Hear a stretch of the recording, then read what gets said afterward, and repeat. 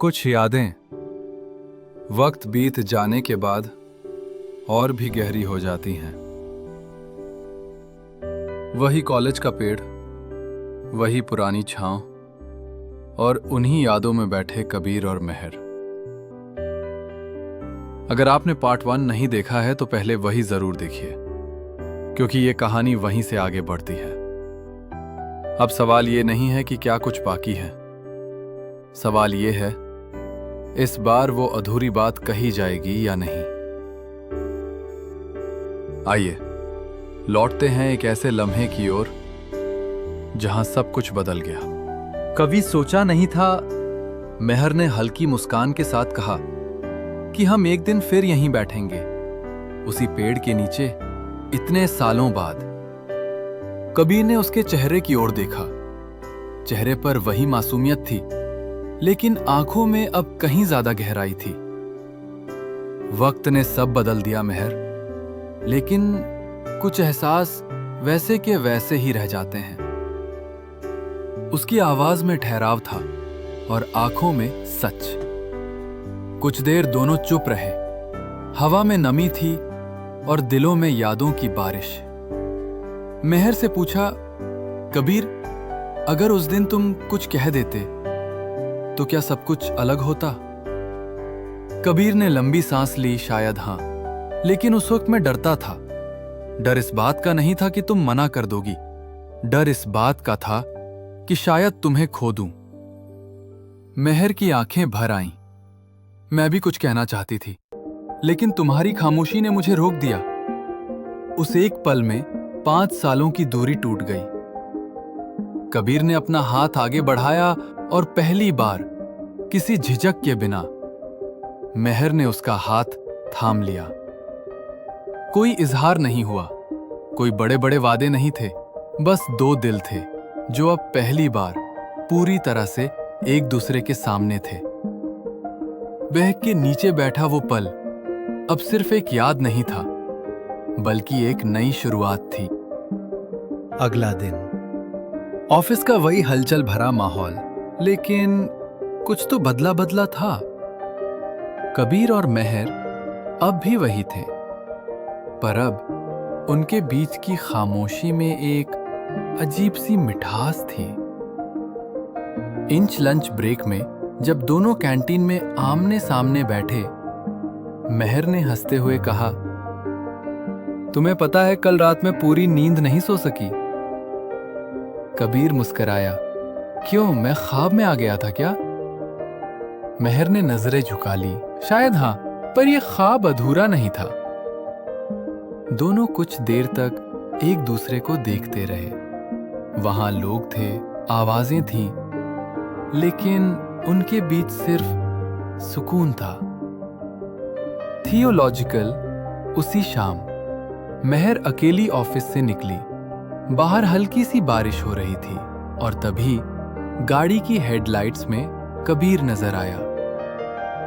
चलो छोड़ देता हूं, भीग जाओगी। मेहर थोड़ी झिझकी, फिर बिना कुछ कहे कार में बैठ गई। रास्ते में बारिश और रेडियो की धीमी धुनों के अलावा कोई आवाज नहीं थी, लेकिन दोनों के दिलों में बहुत कुछ चल रहा था और उन अनकहे जज्बातों ने उनकी खामोशी को भी खूबसूरत बना दिया था। कुछ मिनट बाद कबीर ने कार रोक दी। याद है ये जगह? मेहर ने देखा।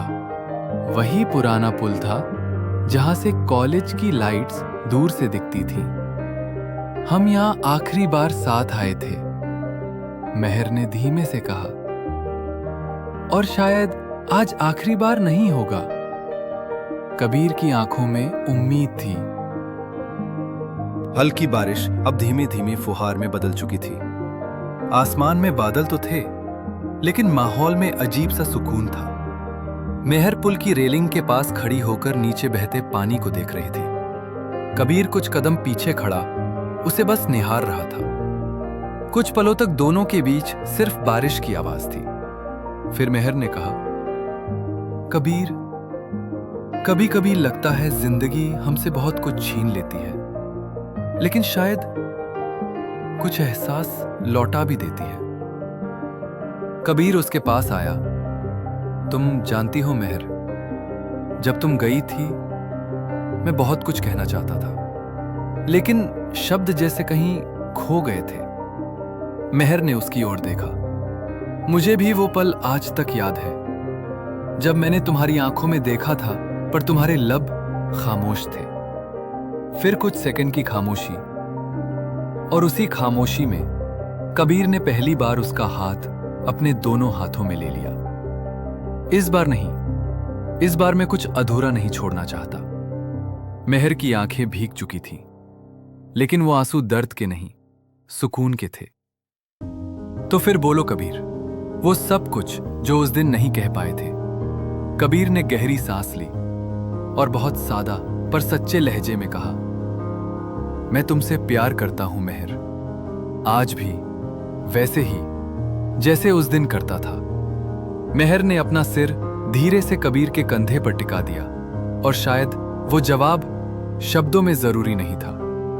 दूर किसी मंदिर की घंटी बजी और बारिश रुक गई।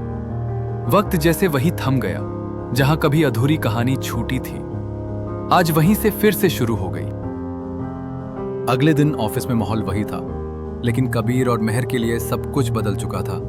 जब नजरें मिलती थीं तो अब सवाल नहीं, बस एक हल्की सी मुस्कान होती थी। दोपहर में मेहर ने कबीर को मैसेज किया, आज शाम कुछ देर के लिए ऑफिस से बाहर चल सकते हैं। कबीर ने जवाब दिया, जहां तुम कहो। शाम को मेहर उसे एक पुरानी किताबों की दुकान के बाहर मिली, वही दुकान जहां कॉलेज के दिनों में वो अक्सर साथ आया करते थे। अंदर जाने के बाद मेहर ने एक पुरानी डायरी निकाली और कबीर को दी। ये मेरी कॉलेज की डायरी है, हर उस दिन की जब मैं तुम्हारे पास कुछ कहना चाहती थी लेकिन कह नहीं सकी। कबीर ने डायरी को हाथ में लिया, मानो वो कोई यादों से भरा खजाना हो। मेहर ने कहा, मैं चाहती हूं तुम इसे पढ़ो, शायद तुम्हें समझ आए कि मैं तुम्हारे लिए क्या महसूस करती थी और करती हूं। कबीर के पास शब्द नहीं थे, वो बस देख रहा था मेहर को जैसे पहली बार देख रहा हो। क्या अब भी तुम्हारे दिल में कोई सवाल है? मेहर ने पूछा।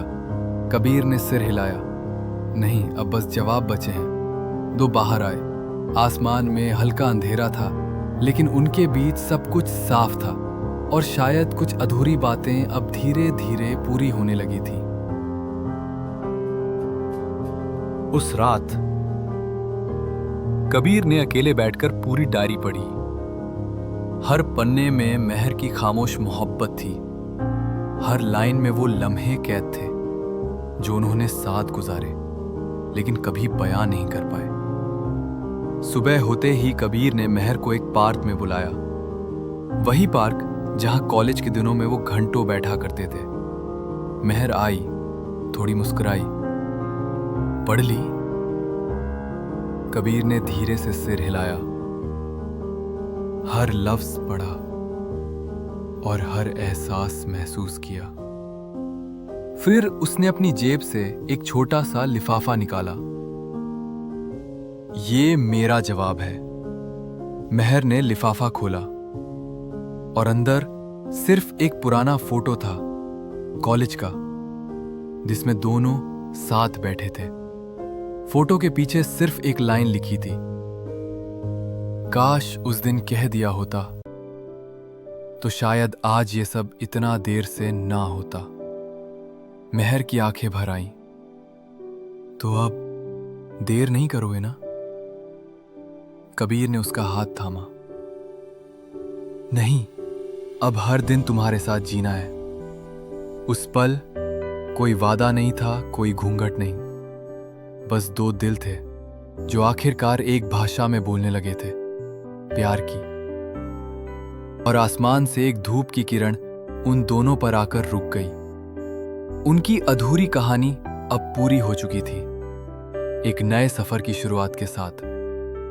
और यही होता है सच्चा प्यार, जो वक्त से नहीं डरता, बस वक्त का इंतजार करता है। अगर ये कहानी आपके दिल को छू गई हो तो राज और जज्बात को सब्सक्राइब जरूर करें और इस वीडियो को अपने दोस्तों के साथ शेयर भी करें।